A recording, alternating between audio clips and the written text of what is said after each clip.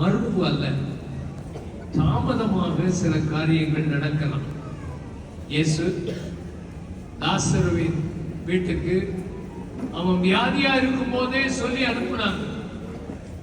ஆனா அவர் 4 நாள் பிந்தி வந்தார். முந்தி வந்திருப்பார்னா அந்த ஜுரமோ எந்த வியாதியோ நீக்கி இருப்பார். ஆனா பிந்தி வந்ததுனால 4 நாளா நாரி போன அந்த சரீரத்தை லாசருவை வெளியே வா என்று உயிரோட எழுப்புகிற அந்த அற்புதம் அவர் பிந்தி வந்ததுனால நடந்தது.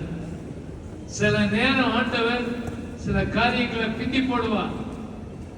அதனால ஆண்டவர் என்ன மறுத்துட்டார், எனக்கு உதவி செய்ய மாட்டார் என்று கண்டிப்பா தாமதமானாலும் உங்கள் வாழ்க்கையில ஆண்டவர் உங்க மேல நினைத்திருக்கிற நினைவுகள் பெரியது என்று நீங்கள் ஒத்துக்கொள்ள வேண்டும். காத்திருத்தல், காத்திருக்கிறது இருதயத்தை இழைக்க பண்ணும். ஒரு காரியம் நடக்கணும்னா உடனே நமக்கு நடக்கணும். எல்லாமே திடீர் திடீர்னு இருக்குது. எல்லாம் சாப்பாடு எல்லாம் திடீர்னு உடனே போட்ட உடனே வந்துடணும், சாப்பிட்டுட்டு திடீர்னு போயிடணும்.